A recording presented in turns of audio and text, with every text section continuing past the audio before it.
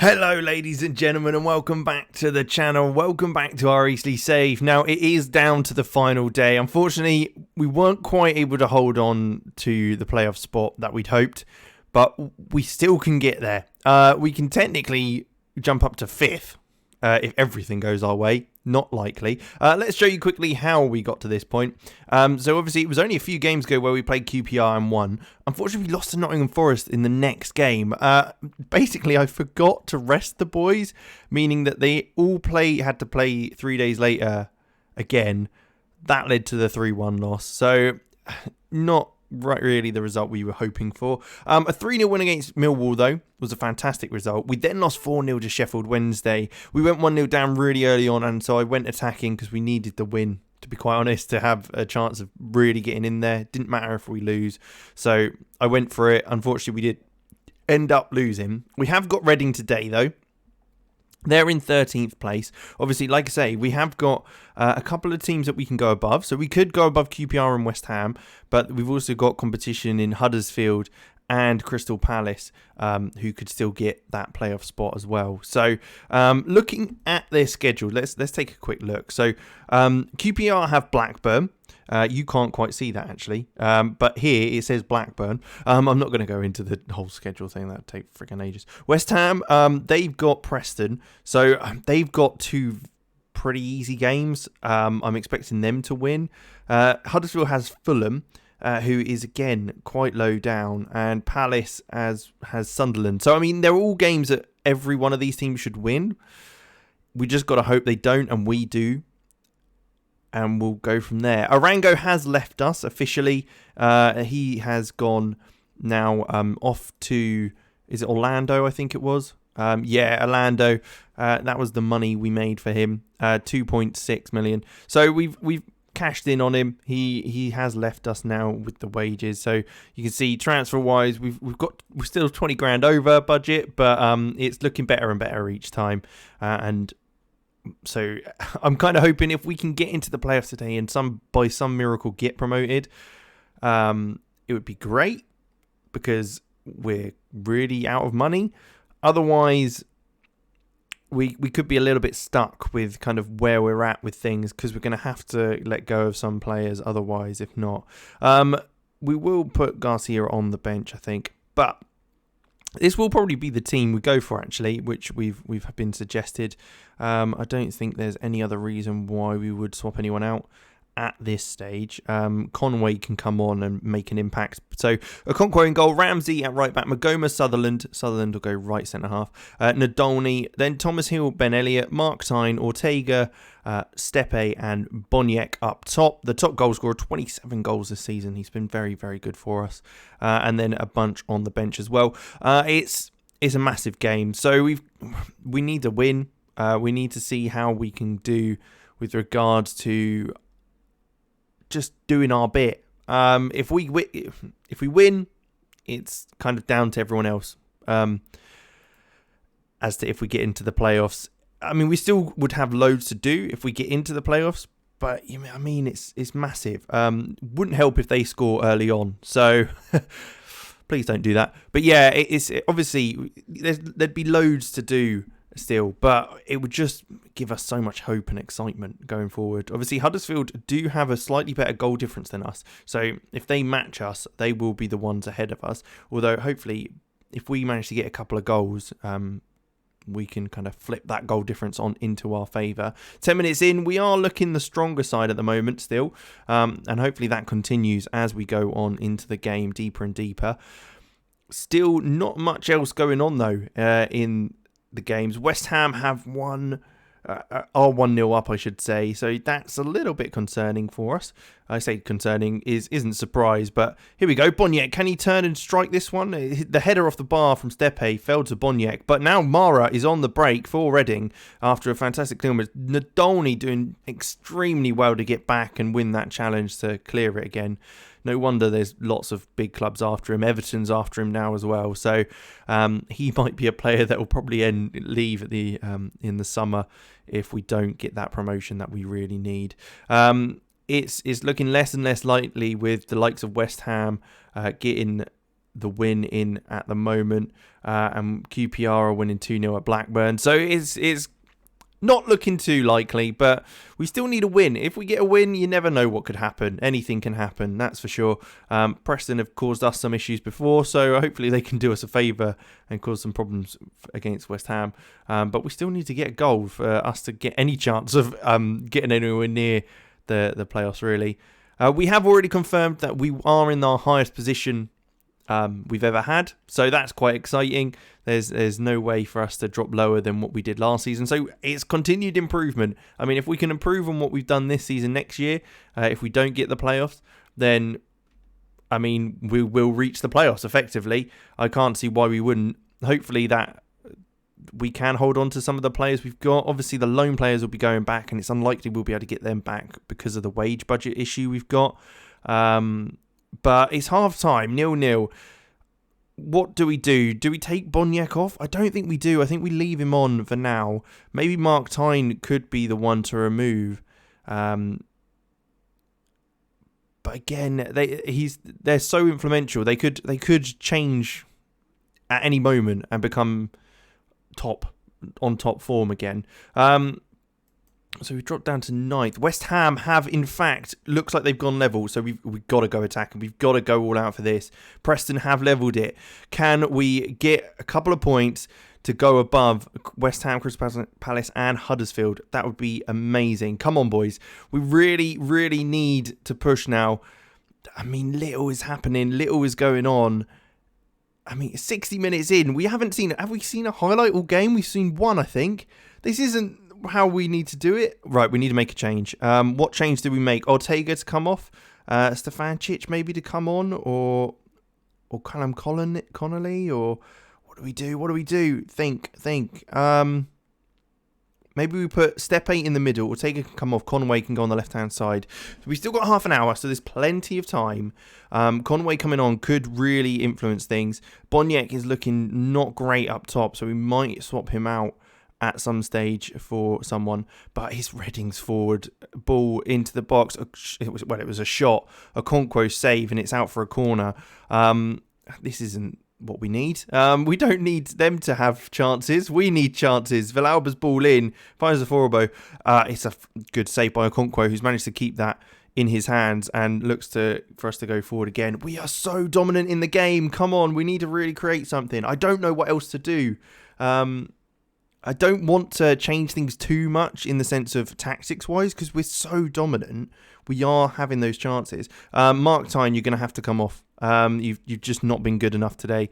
Stefančić can come on that right-hand side. Stepe's still in that middle role, even though he's knackered. Villalba, though, for Reading, with the ball in. Can we get rid of it? I mean, we got lucky there. It looks like it hit the crossbar, and it's out for a goal kick. We really, really need to get something. Come on. What are we doing? I don't know what to do. Why are they still attacking? We've had so many chances, yet for some reason they're the ones on the ball. Hopefully this might be a case where they've got the ball to start with, but we can win it and counter. It's looking less and less likely as they're going to look to get this ball into the box on the left-hand side. Sutherland's out there, though, to put the pressure on. And Stefančić is working hard to try and win that ball back as well. Can we stop them from getting that ball in? The ball has to go all the way back to Rodriguez Caso in midfield. McIntyre now at the back for them. They've gone all the way back to their keeper. Can this just be a mess up, please? Can just one of you boys just cock it up a little bit so we can get onto it again? Stefančić going up with John Jules. Never going to win that with his small frame, unfortunately. We have got two very small players. Oh, John Jules is through on goal. And he's scored. Oh, I don't... Like, this is one of those games. It's so infuriating. Oh, I don't know what to do because we just... The one game that Boniek could have not been appalling in, and he has been. We're on attacking. We're dominating the game. And then all of a sudden they get a few chances and they've gone 1-0 up. It just shows that we can't be treating it too easy. And then Stepe bombing down this left-hand side. It's a good challenge by Rodriguez Caso to win that, and then goes out for a throw-in for us. But come on.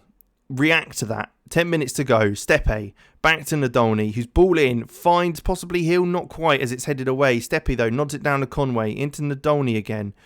Is he going to be able to create a cross for us? The ball comes in. Stepe's up with the header, and it's just wide of the post once again. How is this happening? Oh, I'm devastated. It doesn't, although something that might make us feel a little bit better would be the fact that if we did win this game, doesn't look Huddersfield are 3-0 up. Their goal difference is well above ours, and looks like it may be the case that we wouldn't be able to quite reach that level. But I'm fuming. I'm absolutely livid how we haven't won this game. Our XG is better. Our goal shots on target. We've had 21 shots. It's just so much more possession. All the stats are in our favour other than the one that actually matters. And it's a 1-0 loss to Reading. I'm gutted. Now, so we sit in 9th. That is our final position of the season. Now, I'm hoping that can spur us on next year to be able to make something happen and really push on. Nadolny wants to talk about his contract, which I'm very worried about. Well done, Magoma, for talking him out of it for now, just because we don't have any money. We're never going to be able to pay for his contract. And a mole wants to seek a new challenge. I can't really stop him, can I? He has been fantastic for the club. If Magoma can... Magoma's managed to persuade him otherwise. We maybe do need to look for other centre-halves and options there as well. We've got a lot of work to do in the sub. We've been very close. We've tasted what it could be like to get playoffs. We jumped in there for a little bit later on in the season. It's the end of the season review, though. Next season will be different. You can see we've only signed Mauricio Garcia technically this season for 6.25 million. We paid supposedly over the odds for the player. Yeah, but also I think we could maybe recoup that. I'm hoping. Maybe it wasn't the smartest transfer. Okay, I'll admit it. Plenty of players have left us though, with Delmar Sparks going to Oxford, Panina to Regina, Blom, Kinsella, Kukal, Devon Joseph. You got Fagan Walcott, Kuich, Usman, Vrabek, who is a bit of a shame really that he went, but hey ho, got a bit of money for him. John David, Max Ridley, Ricardo Arango, Carlin Grant, Sean Dawson, and Ronnie Stutter all leaving the club, and we also had a bunch of players out on loan, which hopefully we should be able to leave them in the under-23s next season if we are keeping any of them, as we are in the under-23s league now, which is great. It means that our team players will be able to actually play proper football, competitive football, rather than just a bunch of friendlies, so they can stay at the club if needed. Middlesbrough, Rotherham, Coventry getting relegated. Stoke, Sheffield Wednesday getting automatic promotion. Stoke absolutely running away with the league. Burnley, Swansea, QPR and Huddersfield, all the players, or the teams I should say, that have reached the playoffs. Obviously very, very happy we achieved top half finish, so close to the playoffs as well. 94% stadium attendance, 8,199 average, so not bad. Boniek, top goal scorer. FA Cup, I mean, we played Liverpool and we played really well, so you can't exactly be pissed at us, can you? It's one of those. E for Carabao Cup, reached the first round. Reached the third round, sorry. We were in the first round, lost to Queen's Park Rangers. It's not important. I'd rather go up in the league than get in third round in the Carabao Cup. Our biggest win was one against Portsmouth, which is obviously very good for a little bit of a derby. Match to remember was the 3-2 win at Swansea in the 95th minute. An own goal got us that win.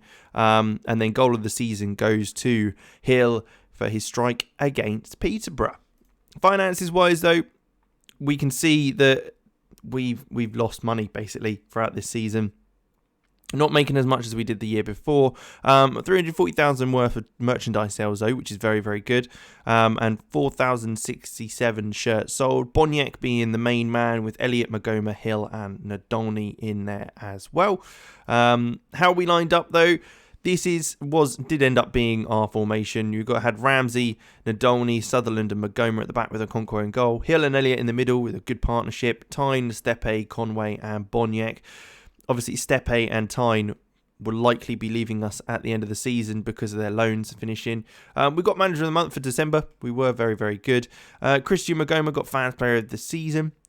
No surprise there. He was very, very good. And Young Player of the Season was Reece Sutherland. So our two centre-halves getting Player of the Seasons just shows how well they did. We saw goal of the season Thomas Hill. Top goal scorer Boniek with 27 goals. Ben Elliott with the most assists, 13. He was very, very good as well. Most player of the match awards to Reece Sutherland. Highest average rate in Magoma. Most passes completed with Ben Elliott. Highest transfer fee paid was for Mauricio Garcia. Hopefully he can not disappoint. We'll see. And then Christian Magoma has now made the most league appearances for Eastleigh as a club, which is very cool to see. Competition awards. Christian Magoma won Sky Bet Player of the Year again. He's quite impressive on that front. So there we have it. A quite fantastic season in the end, and a fantastic result, really. Obviously, slightly disappointed with the overall outcome of not reaching the playoffs, but it wasn't really expected after the start we had, so that's fine. Looking at how things have gone, though, let's see what our board's initial budgets are. £165,000 a week and transfer budget of nothing. So we're staying at that minus 20,000. We've got a lot of work to do. We'll see how things go. Thank you very much for watching. Make sure you leave a like and subscribe to the channel for more content like this, ready for next season. We'll have to see if we can make another push for it, even with a massively reduced wage budget, and hopefully try and recoup some of this funding back. We're being in £9 million worth of debt. But there you go. Thank you for watching, and I will make sure to see you in the next one. Make sure you leave a like and subscribe to the channel. See you then.